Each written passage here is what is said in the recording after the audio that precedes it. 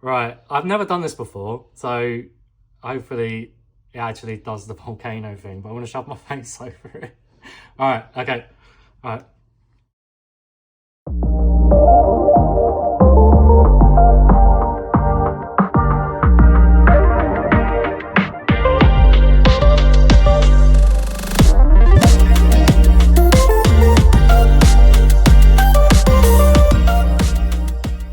Hi, and welcome to this week's Big Six Premier League Sit Down Awards. I'm your host and judge, Tyler, and it's just in a friendly banter sort of way. I just wanted to look at sort of the mishaps, blunders, sort of silly moments from the Big Six games this week. And the idea of the awards is not to make it personal or anything, it's just sort of a light-hearted way. I thought it'd be a nice sort of recap to go over everything, and I dressed up for it. But yeah, so nothing personal, just sort of light-hearted, and made 10 categories for it. And first time doing this, so we'll see how it goes. But yeah, the 10 categories for it are up on the screen now. And the team that gains the most points, I hope will help the football fans out there, you viewers, to give you sort of a sense of direction next week of where you can point the jokes to, see who's the most deserving, or some friendly banter with your friends and family. And I guess in each category, I've set the aim of having a first place and a second place. The first place will get the maximum points, second place will get half of those points. And deciding on who's first and who's second, I'll decide, I'll give my reasons. And overall, if there's a category and I can't find anyone for it, then I'll do a forfeit. So it's not so one-sided. It's not so me being so judgmental of players out there and the teams and what they're trying to achieve over the week. So, okay, I hope that makes sense. I hope it's not a load of waffle. I hope you find this enjoyable. If not, I'll just scrap the whole thing. But let's look at the first category. Lost to a lower side award, and there's a few contenders for this, but I went with Chelsea and Liverpool. I didn't want to include City in the first or second place just because lost 1-0. Villa playing quite good at the moment. I think they beat Spurs last time. So yeah, I mean it felt like it was more deserving for Chelsea and Liverpool, but sorry, the overall winner, I'd say that's Liverpool. I mean, so many losses at the moment. They really need to bounce back in this game. But I guess they bounce back what like a I don't know, like a bowling ball on concrete or something. I mean, Chelsea just lost it at the end, but Liverpool to lose 3-2 to a side that have been stripped bare. I don't know, like a car in a junkyard or something. Is yeah, isn't a good look. So yeah, I mean, Liverpool losing 3-2 against Brentford, the worthy winners of this award.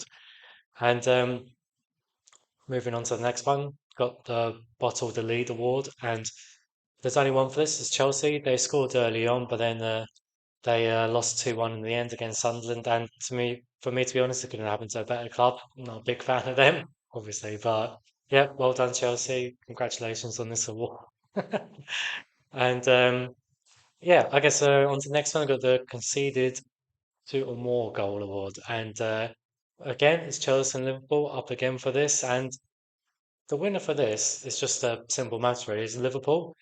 Yeah, to concede 3 goals against Brentford, which Man United did as well, isn't a good look for the Premier League champion. So yeah, this season's not going well, but I mean it's still early days. Was it game week 9 or game week 10 at the moment? Can't remember. And yeah, I mean they can get back in the title race. Still early days, but they really need to win this one. And yeah, to concede 3 goals isn't a good look. So well done to them for this award. Um, yeah, the comical. So on to the next one now. So the comical defending or goalkeeper award. And in fairness, I concluded Arsenal in this, and hear me out, 'cause I know we had a good defensive display during that game, but Saliba defended against Mateta in the first half. Mateta just had his number really, and it just looks a bit lackluster to me, him trying to defend against Mateta, but he came off injured, he came off injured, so It's not really fair to make Arsenal the winners of this. It wouldn't make any sense because we we got a clean sheet. So, but I mean, yeah, the winner for this is Chelsea. Uh, that defending at the end when the Sunderland strikers scored, it just felt like we was 5 years in the past. You know, they're practicing social distancing or something. They just stood off him, and then when they passed the ball back to the other guy to slot in, just no one's around. It's like they just gave up and oh, can't be bothered, whatever, I'll still get paid. So yeah, I mean, well done to Chelsea again, worthy winners of that award. Um, so the next two ones, the Goalless Performance Award and the Red Card Award. None of it happened. This happened last week as well, just with the goalless performance. All the big six sides won. So I think I maybe need to rethink this award. But yeah, I mean, last week Chelsea won the red card one, and didn't the big six didn't have any red cards either. So yeah, I've got a forfeit this week. So yeah, just because there was no winners for this. The Miss of the Week award now. I nominated Spurs and Man United for this. There was a chance for Sesko, and he was like in on goal, and he was kind of left hand side, and he just needs to kind of like he couldn't even get it on target. He was close enough. It kind of just he just sort of blasted it, and he just kind of went straight in front of him. Didn't get enough like angle for it, and it just I don't know. It's like if he was playing FIFA or something and his joystick was stuck. It's like he couldn't move it over to the side. And the other one was Spurs with Richarlison, like right at the end, he just sort of hits it straight at Pickford. And I mean, my pick, the winner for this is Spurs, just because against your former club, Spurs are sort of crying out for some good performances in attack, sort of drawing a lot of games. And in that game, even though 1 3-0, it was like Van de Ven with 2 goals. So yeah, I think the context of all of it with against his former club, just straight at Pickford, it kind of it's kind of his opportunity though to make his name as the main striker, and he's just not taking it really. So yeah, well done to Spurs for this award. Um, I'm not a fan of this award, but sorry, the fake injury or dive award is every club does it. Since I started doing these awards, I thought it'd be obvious that there might be like one or two sides doing it that I could nominate for this, but as I've been watching a lot of football recently, every side does it. Now I kind of knew that at the back of my head, but since I've been looking out for it, I didn't realize um how much in abundance it is of players just all over the place at any given time. And I know it's all for dark arts and tactical sometimes, but yeah, I might have to rethink this one, but I nominate Chelsea United just because out of the games I watch, I felt like they did it the most.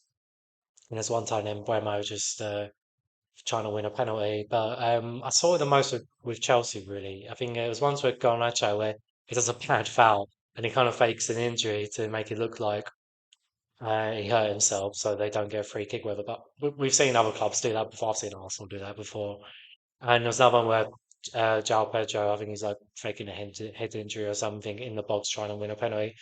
I just thought Chelsea sort of diving more like they're Tom Daly or something than actually trying to play football. So I think overall, I want to give them the award. But like I said, all teams do it, so it feels a bit unfair. I might just scrap this one. But yeah, the next award is the post-match bad moment award, and I'm going to give it to Liverpool. I watched the managers after the game, and I felt like a bad moment. It felt like it was a bit of a funny moment for me with Slot, how he was saying, "Oh, they were practicing long throw-ins, defending against them, and they concede, they concede to a long throw in a game." Now I know they've only had like 1 or 2 days, or whatever, to practice it because the games come thick and fast. But I just felt like I thought it was funny, and maybe like he just shouldn't have said anything. I might have to rewatch it. Maybe he got asked it directly, and he had to say something, and it was kind of like a lose-lose situation. I felt like he maybe better off just not mentioning it at all. And on to the last one, we got the Howler of the Week award, and there's only one for this. It was United, and it was just that moment when Mbeumo takes a free kick and he passes it to Cunha, but Cunha's got like no idea that he's going to do that. It just goes out for a throw in. It kind of reminds me a bit of years ago when I think Perez was taking a penalty. It was against like City or Leeds. I can't remember. I hope it's one of them. Could have been Middlesbrough or something. I've got no idea now. But I think it's City or Leeds. I kind of stick it out in my head. And yeah, and he kind of like they try and do this like fancy penalty where he kind of kicks it or pretends to kick it or something, and Omri comes rushing in to follow up, but it just all falls apart. And then, yeah, kind of reminded me of that, just this whole miscommunication when they're trying to do something a bit fancy. But yeah, that's it. That's all the awards, and yeah, I hope you enjoy the forfeit at the end. Thanks for watching.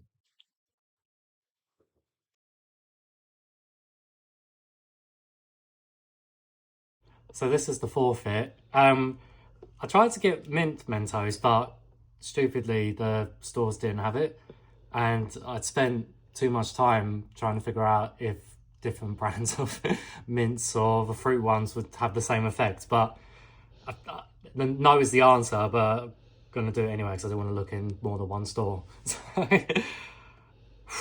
Right, I've never done this before, so hopefully it actually does the volcano thing. But I want to shove my face over it. All right, okay, all right.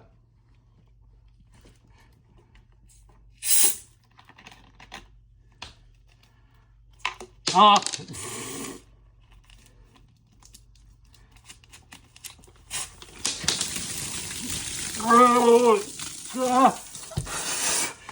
Oh, nose first.